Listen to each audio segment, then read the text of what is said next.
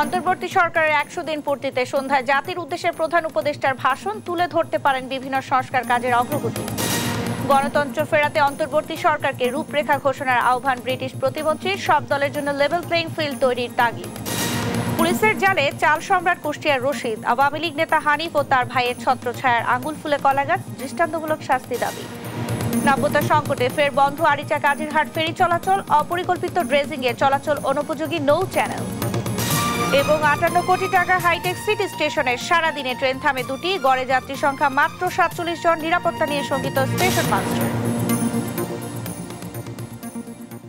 দেখছিলেন দেশ জনপদ সংবাদ শিরোনাম, সঙ্গে আছে আমি শারমিন নান্সি। এবার বিস্তারিত। আজ জাতির উদ্দেশ্যে ভাষণ দিবেন অন্তর্বর্তী সরকারের প্রধান উপদেষ্টা ডক্টর মোহাম্মদ ইউনূস। সন্ধ্যা ৭টায় তার ভাষণ দেওয়ার কথা রয়েছে।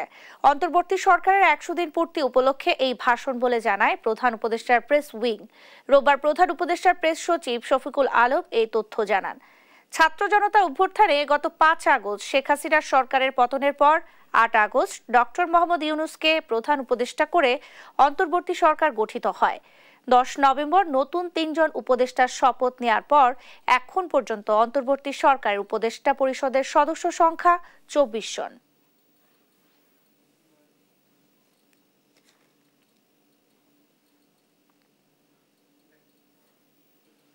বাংলাদেশের গণতন্ত্র ফেরাতে অন্তর্বর্তী সরকারকে রূপরেখা ঘোষণার আহ্বান জানিয়েছেন যুক্তরাজ্যের ভারত প্রশান্ত মহাসাগর অঞ্চল বিষয়ক পররাষ্ট্র প্রতিমন্ত্রী ক্যাথরিন ওয়েস্ট। দুদিনের সফরের শেষ দিন রোববার সকালে পররাষ্ট্র মন্ত্রণালয়ের উপদেষ্টা তৌহিদ হোসেনের সঙ্গে বৈঠক শেষে তিনি এই আহ্বান জানান। রাজনীতিতে সব দলের জন্য লেভেল প্লেইং ফিল্ড তৈরির প্রত্যাশা তার। শান্তি ও শৃঙ্খলা ফেরাতে অন্তর্বর্তী সরকারের নেওয়া পদক্ষেপকে সাধুবাদ জানিয়ে বাংলাদেশের প্রতি যুক্তরাজ্যের পূর্ণ সমর্থন জানান ক্যাথরিন। বৈঠকে দ্বিপক্ষীয় অংশীদারিত্ব, অর্থনৈতিক ও বাণিজ্যিক সম্পর্ক জোরদার, অভিবাসন এবং জলবায়ু পরিবর্তন নিয়ে আলোচনা হয়েছে। তারেক রহমানের লন্ডনের অবস্থান নিয়ে প্রশ্ন করা হলে তিনি জানান, নির্দিষ্ট কোনো ব্যক্তিকে নিয়ে আলোচনা হয়নি। এছাড়া রোহিঙ্গাদের বাসস্থান, খাবার, মেডিকেল সাপ্লাই এবং শিশুদের জন্য ১০ মিলিয়ন পাউন্ড সহযোগিতা দিবে যুক্তরাজ্য বলে জানান এই কূটনীতিক। We know that the interim government in Bangladesh has committed to restoring peace and order, ensuring accountability and promoting national reconciliation, and it has the full support of the UK government. During my meeting with the Foreign Affairs Advisor, Tawheed Hussein, I welcomed the interim government's determination to build a better democratic future for the people of Bangladesh. And as we have a very strong, steadfast friendship with the people of Bangladesh, we want to build the strong partnerships. অন্তর্বর্তী সরকারের ১০০ দিনে বিভিন্ন মন্ত্রণালয়ের অধীনে ৮৬,২৭৭ জনের কর্মসংস্থান সৃষ্টি করা হয়েছে বলে জানিয়েছেন যুব ও ক্রীড়া উপদেষ্টা আসিফ মাহমুদ সজীব ভুইয়া। রোববার যুব ও ক্রীড়া মন্ত্রণালয় এবং শ্রম ও কর্মসংস্থান মন্ত্রণালয়ের ১০০ দিনের কার্যক্রমের অগ্রগতি সংক্রান্ত সংবাদ সম্মেলনে তিনি এই মন্তব্য করেন। ১০০ দিনের কাজের রিপোর্টটা আমরা প্রকাশ করলাম। কতটুকু ভালো করতে পেরেছি, কতটুকু করতে পারিনি, সেটার মূল্যায়নটা জনগণের। তবে আমার দিক থেকে আমার মনে হয় আরও কাজ করার সুযোগ ছিল, কিন্তু আমরা অনেক ধরনের ফায়ার ফাইটিংয়ের মধ্য দিয়ে গিয়েছি। আপনারা দেখেছেন রাষ্ট্র সংস্কার এবং দেশ পুনর্গঠনে আপনারা জানেন 10টি কমিশন গঠন করা হয়েছে এবং কমিশনগুলোর সাথে প্রায় নিয়মিতই আমাদের মাননীয় প্রধান উপদেষ্টা সহ যারা স্টেক হোল্ডার আছেন অন্যান্য তারা কিন্তু নিয়মিত বসছেন এবং কমিশনগুলো নিয়মিত সবার সাথে বসছে। রাজনৈতিক দল, বিভিন্ন সামাজিক সংগঠন, বিভিন্ন নন গভর্নমেন্ট অর্গানাইজেশন এবং সকল স্টেক হোল্ডারের সাথে তারা বসছেন, তাদের মতামত নিচ্ছেন। প্রাথমিকের বই পরিমার্জনে কিছুটা দেরি হলেও জানুয়ারিতেই শিক্ষার্থীদের হাতে বই তুলে দেয়া হবে বলে জানিয়েছেন প্রাথমিক ও গণশিক্ষা উপদেষ্টা অধ্যাপক ডাক্তার বিধান রঞ্জন রায় পোদ্দার। রোববার সকালে সিলেটের বিভাগীয় কর্মকর্তাদের সাথে মতবিনিময় সভা শেষে তিনি এই কথা বলেন। উপদেষ্টা আরও জানান, এই মুহূর্তে প্রাথমিকের সহকারী শিক্ষকদের ১০ম গ্রেড বাস্তবসম্মত না হলেও প্রধান শিক্ষকদের ১০ম গ্রেড নিশ্চিত করাই এখন প্রধান লক্ষ্য। এর আগে বিভাগের বিভিন্ন স্তরের কর্মকর্তারা সিলেটের শিক্ষার চিত্র তুলে ধরেন। পাশাপাশি শিক্ষক সংকট সহ বিভিন্ন কারণে শিক্ষাক্ষেত্রে সিলেটের পিছিয়ে থাকার বিষয়টিও অবগত করেন। এই সময় শিক্ষার মান বাড়ানোর তাগিদ দেন উপদেষ্টা।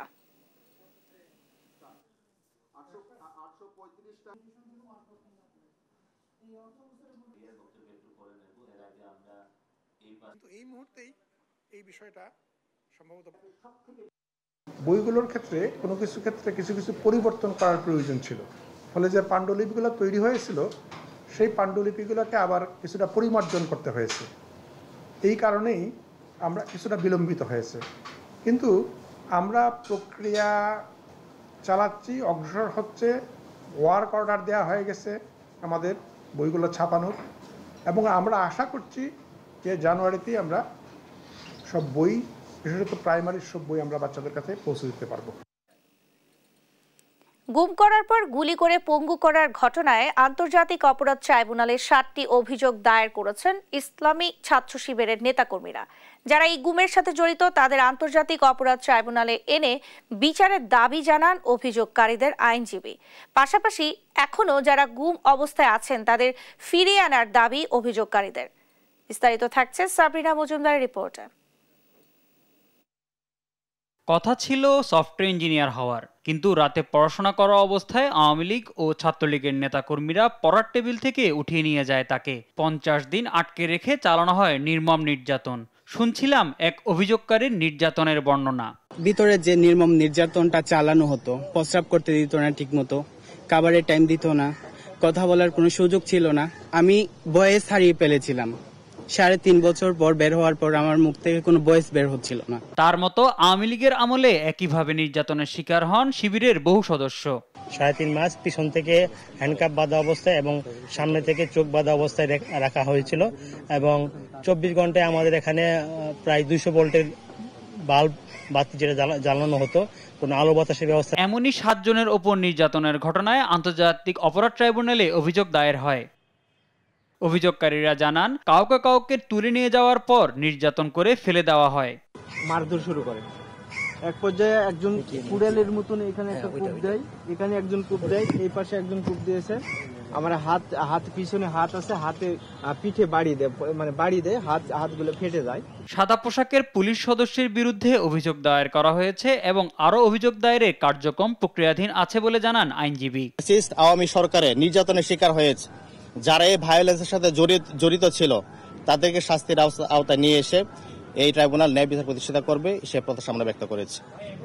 এর আগে 2 দফায় গুম, খুন, নির্যাতনের অভিযোগে জামায়াতের ছাত্র সংগঠন ইসলামী ছাত্র শিবিরের মোট 20টি অভিযোগ দায়ের করা হয় ট্রাইব্যুনালে।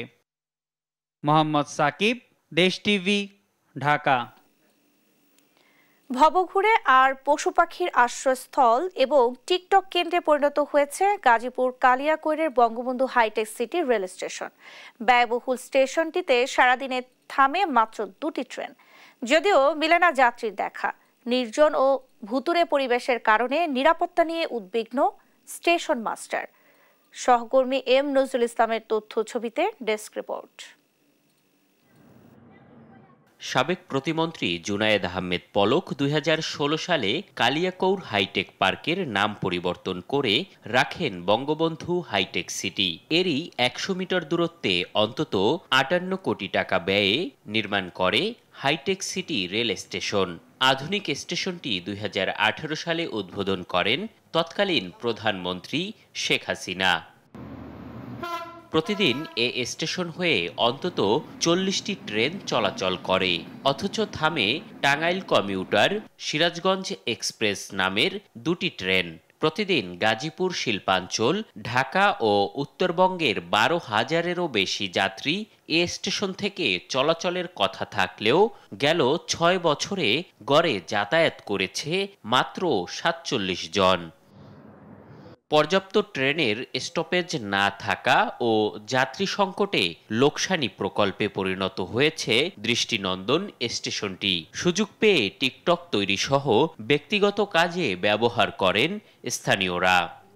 আমরা সবাই আশাবাদী ছিলাম যে আমাদের এখানে ট্রেন থামবে, আমরা এখান থেকে বিভিন্ন জায়গায় যাতায়াত করতে পারবো। কোটি টাকা ব্যয় করার পরেও যদি ট্রেন না থামে, লোকের জন্য উপকারী যদি না হয়, তাহলে তো এটা বৃথা চলে যায়। একটা পার্ক বানায় থুয়ে দিছে, স্কুল কলেজের পোলাইফানা আহে, কুরবানির গায়ে আড্ডা দেয়, এই বন্ধ কোনো গাড়ি স্টপিট দেয় না। স্টেশনে মাত্র 2 জন কর্মকর্তা দায়িত্ব পালন করলেও নেই রেল পুলিশ কিংবা নিরাপত্তা প্রহরী। এ কারণে ভবঘুরে ও বন্যপ্রাণীর আশ্রয়স্থল হয়ে উঠেছে। সরকারি সম্পদ চুরির অভিযোগও করেন স্টেশন মাস্টার। 2টা ট্রেনই স্টপেজ ছিল আপাতত, এর 2টাও সাময়িক বন্ধ আছে আর কি। তো আমাদের নিজের নিরাপত্তা নিয়ে আমরা শঙ্কিত। তো সেই ক্ষেত্রে তো আমরা আর যিনি এত বড় স্টেশন নিরাপত্তার অভাব তো হবে, এই জন্য এটার কিছু স্বার্থন্বেষী মানুষ বা মহল আছে যারা এটার ফায়দা লুটছে গভীর রাতে। রেলওয়ে জানিয়েছে প্রতি বছর এ স্টেশনে ব্যয় 30 লাখ টাকারও বেশি, অথচ গড় আয় 9.25 লাখ টাকা। নিউজ ডেস্ক, দেশ টিভি। শূন্য থেকে হাজার কোটি টাকার মালিক চাল সম্রাট আব্দুর রশিদ। অবশেষে পুলিশের হাতে গ্রেফতার বাংলাদেশের চাল সিন্ডিকেটের মূল হোতা কুষ্টিয়ার খাজানগরের আব্দুর রশিদ। শূন্য থেকে হয়েছেন হাজার কোটি টাকার মালিক। রাজনৈতিক প্রভাবে একক হস্তে নিয়ন্ত্রণ করেছেন দেশের চালের বাজার। ঋণ খেলাপি, প্রতারণা সহ চাল সিন্ডিকেটের মাধ্যমে গড়েছেন অবৈধ সম্পদের পাহাড়। তার বিরুদ্ধে দেশের বিভিন্ন জেলায় রয়েছে 100-র অধিক মামলা। তারপরেও আওয়ামী লীগের প্রভাবশালী নেতাদের ছত্রছায়ায় এতদিন ছিলেন ধরাছোঁয়ার বাইরে। অবশেষে প্রতারণা মামলায় গ্রেফতার হয়েছেন পুলিশের হাতে। বিস্তারিত ইরফান রানার ক্যামেরায় কুষ্টিয়া থেকে নাহিদ হাসান তিতাসের রিপোর্টে। 2005 সালের দিকে ছোটখাটো একটি চাল কল দিয়ে চালের ব্যবসা শুরু করেন কুষ্টিয়ার খাজানগরের আব্দুর রশিদ। হঠাৎ 2014 সালে ফুলে ফেপে ওঠে তার চাল ব্যবসা।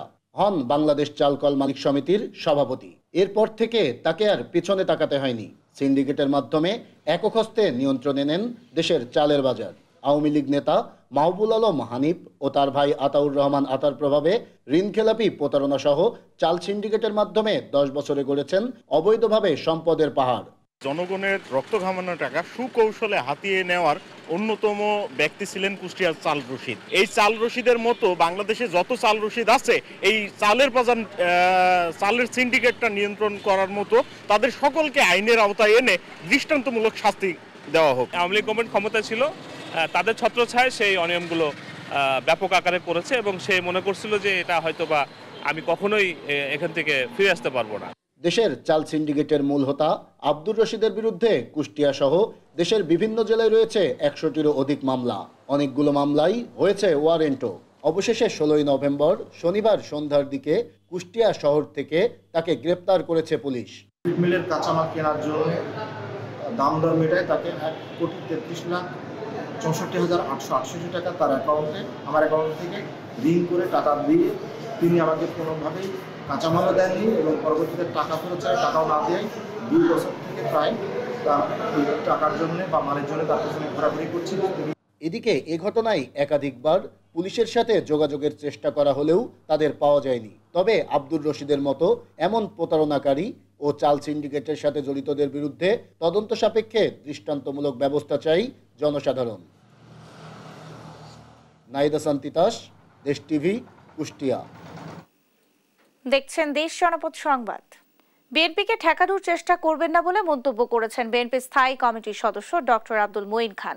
জাগ্রত বাংলাদেশ আয়োজিত সভায় তিনি বলেন, বিএনপি এদেশের রক্ষা কবচ, তারা মানুষের জন্য রাজনীতি করে। বিএনপির নেতৃত্বে আজ সব রাজনৈতিক দল ঐক্যবদ্ধ। এই সময় প্রয়োজনীয় সংস্কার শেষে অন্তর্বর্তী সরকারকে দ্রুত নির্বাচন আয়োজনের আহ্বান জানান তিনি। আওয়ামী লীগ ব্যর্থ হয়েছে বলেই বিএনপির জন্ম হয়েছে, শেখ মুজিব ব্যর্থ হয়েছিল বলেই জিয়া রহমানের আবির্ভাব হয়েছিল, জোর করে হয় নাই কেউ। তাই আজকের বাস্তবতা হলো, আজকে দেশটাকে যে ট্রাফিক জ্যামে ফেলায় দিয়েছেন, এটা থেকে উত্তরণের একটাই পথ, ওই আওয়ামী দুঃশাসনের যারা সহযোগী ছিল তাদের কাঁধের থেকে হাতটা সরান, কাজটা বিএনপির হাতেই রাখেন পুরোপুরি। আগামী কিছুদিনের মধ্যে কিছু সংস্কার করে কিভাবে নির্বাচনটা করতে পারেন, কিভাবে নির্বাচিত প্রতিনিধিদের হাতে ক্ষমতাটা অর্পণ করতে পারেন, কারণ আপনাদের দীর্ঘদিন ক্ষমতায় থাকার কোনো সুযোগ নাই।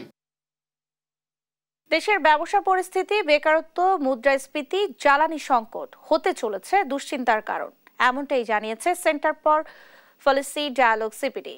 রাজধানীর ব্র্যাক সেন্টারে এক সংলাপে কথা জানায় প্রতিষ্ঠানটি। এতে দেশের বর্তমান ব্যবসার পরিবেশ তুলে ধরে সরকারি অফিসের দীর্ঘসূত্রতা দূর করার তাগিদ দেন আলোচকরা। একই সঙ্গে মানব সম্পদ উন্নয়নে শিক্ষা প্রতিষ্ঠানের সাথে শিল্পের সমন্বয়ের তাগিদ দেন তারা। জানান শিক্ষা কারিকুলাম সংস্কারের মাধ্যমে দক্ষ জনবল তৈরিতে গুরুত্ব দিতে হবে। এ সময় স্বল্প মধ্য দীর্ঘমেয়াদী পরামর্শ তুলে ধরে CPD.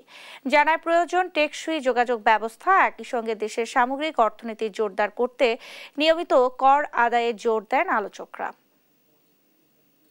We need a traffic task force. I think already there is a task force formed. I think that task force need to work on a long-term basis. A medium-term measures could be building information modeling technology in construction management of highway. On the long-term basis, I think integrated transport and land use planning is very, very important. And the size of the roads and highways, whether it should be 2-lane or 4-lane, that also should be determined through proper research. The challenges are huge and we are not very prepared, which includes actually human resource skills, efficiency, productivity, competitiveness, and all these things.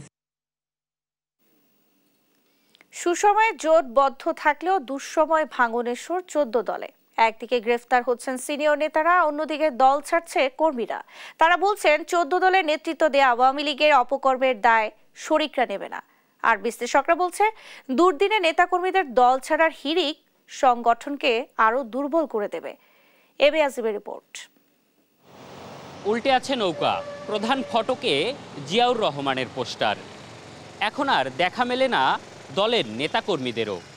Awami লীগের কেন্দ্রীয় কার্যালয়ের অবস্থাটা ঠিক এখন এমনই। 14 দলের নেতৃত্ব দেয়া সংগঠনটির অবস্থা যখন এমন, তখন অন্য দলগুলো কি ভাবছে, কোন পথে যাচ্ছে তাদের রাজনীতি।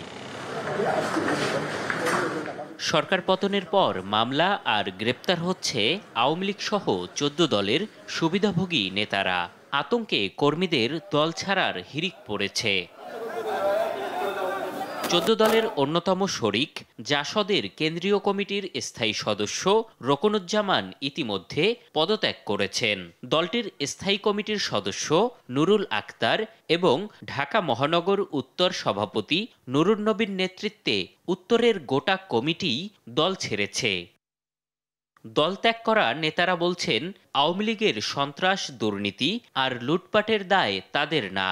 14 দল থেকে বারবার বের হয়ে যাওয়ার চেষ্টা করলেও সুবিধাভোগীদের কারণে তা সম্ভব হয়নি। 14 দল কেন?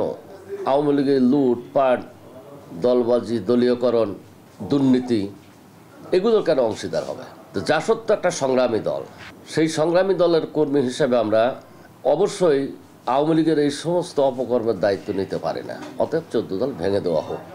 অবশ্য 14 দলের অংশীদার জাসদ নেতারা বলছেন দল ত্যাগ যে কারো ব্যক্তিগত বিষয়, তবে দুঃসময়ে নেতাকর্মীদের সক্রিয় রাখার চেষ্টা করছেন তারা। একজন মানুষের স্বাধীনতা আছে, সে যে কোনো দলে যেতে পারে। সেই কারণেই হয়তো বা সে কেন গিয়েছে তার কৈফিয়ত সেই দিতে পারবে। তো আমাদের নিয়মিত যোগাযোগ আমরা রক্ষা করি নেতাকর্মীদের সঙ্গে, এবং তারা সাহসের সঙ্গেই এই দলকে এগিয়ে নিয়ে যাওয়ার জন্য যে কাজ করা সেটা করার চেষ্টা করছি।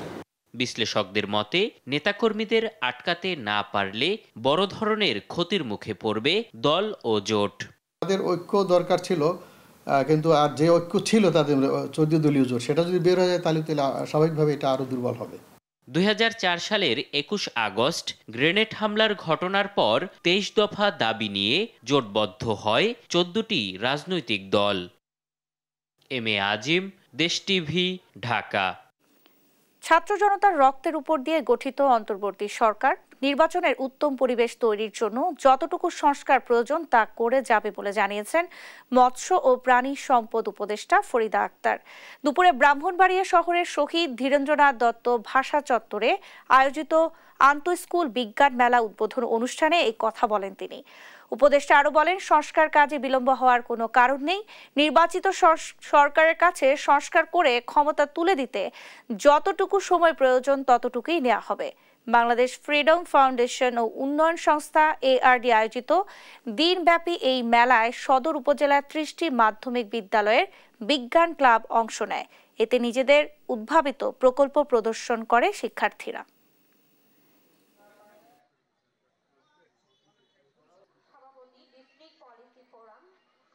একটা সুন্দর বাংলাদেশের জন্য যতটুকু সংস্কার করা যায়, একটা নির্বাচিত সরকারের হাতে তুলে দেওয়া যায়, সেটাই আমরা চেষ্টা করি। চট্টগ্রামের ইপিজেড এলাকায় আগুন লেগে পুড়ে গেছে আকমল আলী ঘাটের জেলেপল্লী। শনিবার রাত 12টার দিকে এই ঘটনা ঘটে। ফায়ার সার্ভিস প্রায় 5 ঘন্টা চেষ্টা চালিয়ে ভোর 6টার দিকে আগুন নিয়ন্ত্রণে আনে। আগুনে 20টিরও বেশি বসতঘরের পাশাপাশি বেশ কয়েকটি দোকান পুড়ে যায়। এছাড়া জেলেদের মাছ ধরার জাল, তেলের দোকানও পুড়ে যায়। ফায়ার সার্ভিস জানায়, জেলেপল্লীতে বেশ কয়েকটি তেল ও জালের দোকান থাকায় আগুন দ্রুত ছড়িয়ে পড়ে, যা নিয়ন্ত্রণে আনতে বেশ বেগ পেতে হয়েছে। এই ঘটনায় এখন পর্যন্ত কোনো হতাহতের খবর পাওয়া যায়নি।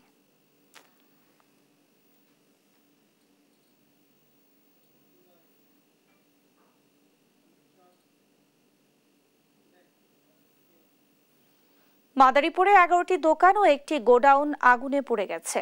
শনিবার গভীর রাতে মাদারীপুরের রাজৈর উপজেলার টেকেরহাট বন্দরে এ অগ্নিকাণ্ড হয়।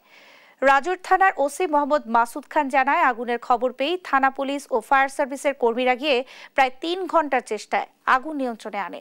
প্রাথমিকভাবে ধারণা করা হয় হোটেলের আগুন থেকে এই অগ্নিকাণ্ডের সূত্রপাত। এতে প্রায় 1 কোটি টাকার বেশি ক্ষয়ক্ষতি হয়েছে বলে জানিয়েছে ব্যবসায়ীরা।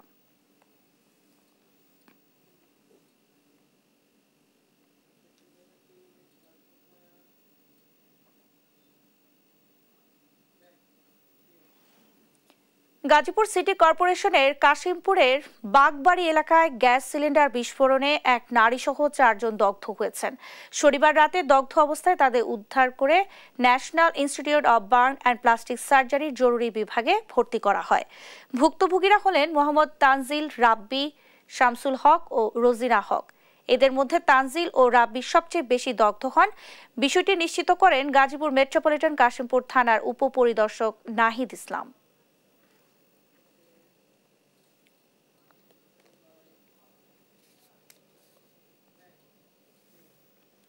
বাগেরহাটের চিতলমারী উপজেলা স্বাস্থ্য পরিবার পরিকল্পনা হিসেবে সদ্য বদলি হওয়া ডাক্তার শর্মী রায়কে যোগদান না করার দাবি জানিয়েছেন স্থানীয়রা। রবিবার দুপুরে চিতলমারী উপজেলার স্থানীয় বাসিন্দারা উপজেলা স্বাস্থ্য কমপ্লেক্সের সামনে জড়ো হয়ে ডাক্তার শর্মী রায়কে কাজে যোগদান করতে না দেওয়ার জন্য দাবি জানান। পরে বিক্ষুব্ধ জনতা ভারপ্রাপ্ত উপজেলা স্বাস্থ্য পরিবার পরিকল্পনা কর্মকর্তা ডাক্তার সুমনের সাথে দেখা করলে তিনি ঊর্ধ্বতন কর্মকর্তাদের জানানোর আশ্বাস দেন। এছাড়া একই দাবিতে হাসপাতালের সামনে মানববন্ধন ও বিক্ষোভ মিছিল করেছে বৈষম্য বিরোধী আন্দোলনের অংশগ্রহণকারী স্থানীয় শিক্ষার্থীরা। শিক্ষার্থী ও স্থানীয়দের দাবি, দুর্নীতিবাজ ডাক্তার শর্মী রায়কে নয়, একজন দক্ষ ও সৎ কর্মকর্তাকে এই উপজেলা স্বাস্থ্য বিভাগের দায়িত্ব দেওয়া হোক।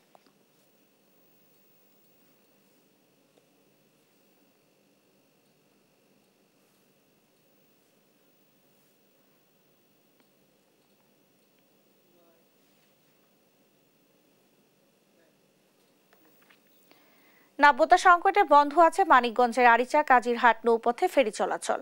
ক্রমাগত নদীর পানি কমায় সৃষ্টি হয়েছে ডুবোচর, এতে চলাচলের সময় আটকে যাচ্ছে ফেরি। এর আগে নাব্যতা সংকটে গেল 1 নভেম্বর শুক্রবার রাত 10টা থেকে 3 নভেম্বর বেলা 11টা পর্যন্ত 37 ঘন্টা এবং 8 নভেম্বর শুক্রবার রাত 11টা থেকে 11 নভেম্বর সোমবার বেলা 2টা পর্যন্ত 62 ঘন্টা বন্ধ থাকে ফেরি চলাচল। সপ্তাহ যেতে না যেতেই আবারও ফেরি চলাচল বন্ধ হওয়ায় ক্ষোভ প্রকাশ করেছেন যানবাহন চালক ও সংশ্লিষ্টরা। বিআইডব্লিউটিএ এর ড্রেজিং বিভাগের অপরিকল্পিত ড্রেজিং এর কারণে এখনো তৈরি হয়নি ফেরি চলাচলের উপযুক্ত নৌ চ্যানেল। দক্ষিণ পশ্চিমাঞ্চলের 21 জেলার মানুষের যাতায়াতের এই গুরুত্বপূর্ণ নৌরুটে নাব্যতা ফিরিয়ে এনে ফেরি চলাচল স্বাভাবিক করতে স্থায়ী উদ্যোগ নেওয়ার দাবি সংশ্লিষ্টদের।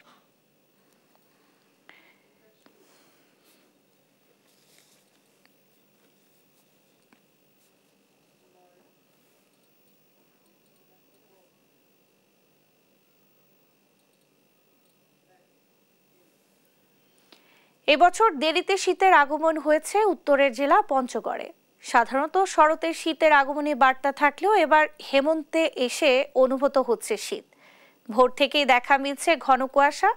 সহকর্মী রাশিদুজ্জামান বাবুর তথ্য ছবিতে বিস্তারিত জানাচ্ছেন সালমা জাহান।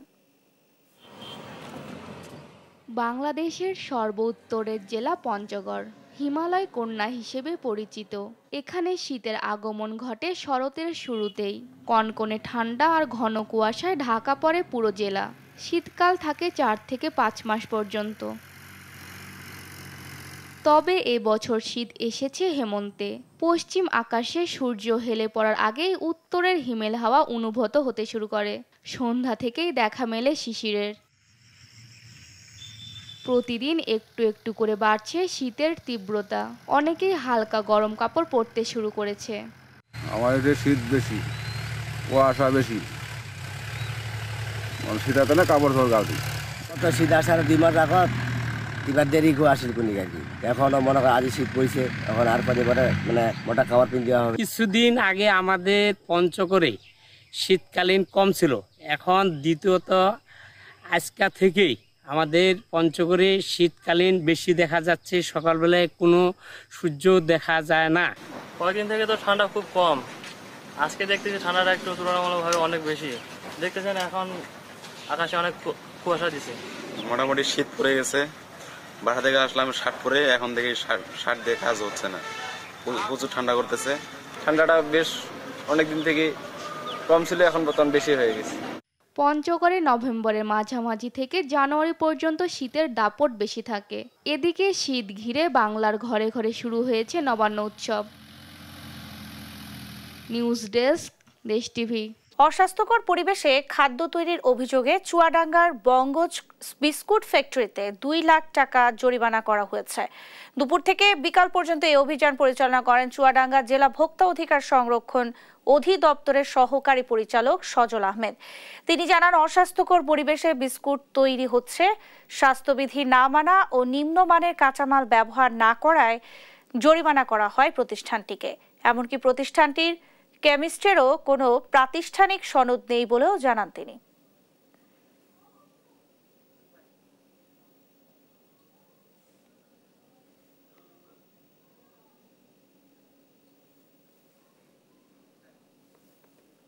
মেহেরপুরের গাংনীতে যৌথ বাহিনীর অভিযানে ইউপি সদস্য আজমাইন হোসেন টুটুলকে আটক করা হয়েছে।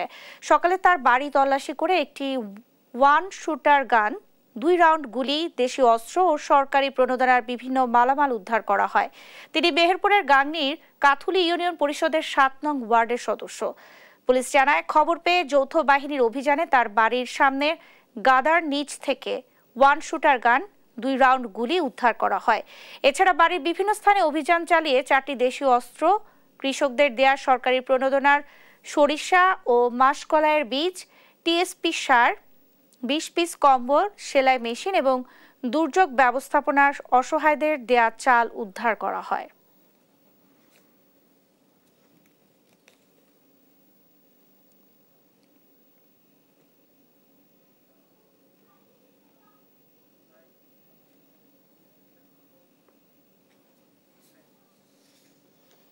রাজশাহী থেকে পার্বতীপুর রুটে উত্তরা এক্সপ্রেস ট্রেন চালুর দাবিতে অবস্থান কর্মসূচি ও স্মারকলিপি প্রদান অনুষ্ঠিত হয়েছে। বেলা 11টার দিকে রেলপথ মন্ত্রণালয় বরাবর এই স্মারকলিপি জমা দেওয়া হয়। এর আগে ঘণ্টাব্যাপী রেল ভবনের সামনে একই দাবিতে অবস্থান কর্মসূচি পালন করা হয়েছে। এ সময় বক্তারা জানান, ট্রেনটি অযৌক্তিক কারণে বন্ধ হয়ে যাওয়ায় সুবিধা ভোগকারী যাত্রীরা বঞ্চিত হচ্ছেন। তারা আরও বলেন, এই রুটে অন্যান্য আন্তনগর ট্রেনগুলোর স্টপেজ না থাকায় যাত্রীরা বেশি নির্ভরশীল ছিল এই ট্রেনটির উপরে। তাই আগামী 15 দিনের মধ্যেই এই ট্রেন চালুর উদ্যোগ নেওয়া হলে রাজশাহীবাসী কঠোর কর্মসূচি দিবে বলে জানান বক্তারা। এদিকে পশ্চিম রেলের মহাব্যবস্থাপক ট্রেন চালুর বিষয়ে প্রয়োজনীয় ব্যবস্থা গ্রহণের আশ্বাস দিয়েছেন।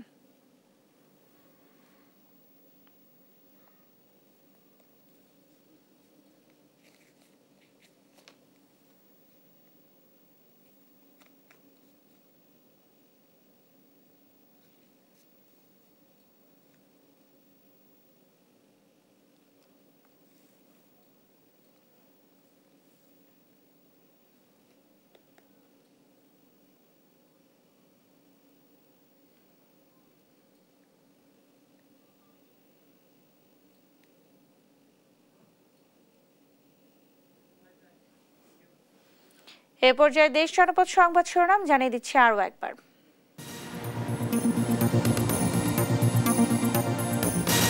অন্তর্বর্তী সরকারের 100 দিন পূর্তিতে সন্ধ্যায় জাতির উদ্দেশ্যে প্রধান উপদেষ্টার ভাষণ তুলে ধরতে পারেন বিভিন্ন সংস্কার কাজের অগ্রগতি। গণতন্ত্র ফেরাতে অন্তর্বর্তী সরকারকে রূপরেখা ঘোষণার আহ্বান ব্রিটিশ প্রতিমন্ত্রী। সব দলের জন্য লেভেল প্লেইং ফিল্ড তৈরির দাবি। পুলিশের জালে চাল সম্রাট কুষ্টিয়ার রশিদ। আওয়ামী লীগ নেতা হানিফ ও তার ভাইয়ের ছত্রছায়ায় আঙ্গুল ফুলে কলাগাছ। দৃষ্টান্তমূলক শাস্তি দাবি। নাব্য সংকটে ফের বন্ধ আরিচা কাজিরহাট ফেরি চলাচল। অপরিকল্পিত ড্রেজিংয়ে চলাচল অনুপযোগী নৌযান এবং 58 কোটি টাকার হাইটেক সিটি স্টেশনের সারাদিনে ট্রেন থামে দুটি। গড়ে যাত্রী সংখ্যা মাত্র 47 জন। এই ছিল এখনকার দেশ জনপদ সংবাদ। পরের বুলেটিন দেখার আমন্ত্রণ রইল। এছাড়া দেশ টিভির সর্বশেষ সব খবর পেতে ভিজিট করুন www.desh.tv। ফেসবুকে আমাদের সঙ্গে যুক্ত থাকুন দেশ টিভি অথবা দেশ টেলিভিশন পেজে। সর্বশেষ সব ভিডিও পেতে ইউটিউবে আমাদের হ্যান্ডেল @দেশ টেলিভিশন অথবা @দেশ টিভি নিউজ লিখে সার্চ করুন। ধন্যবাদ সবাইকে।